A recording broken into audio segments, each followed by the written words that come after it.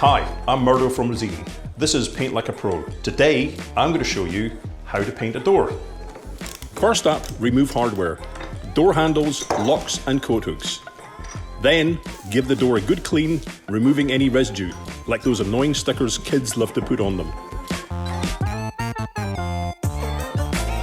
Once it's dry, give the door a sand, thoroughly deglossing. Fill any gaps or cracks using a flexible sealant. Sand back all areas of filler.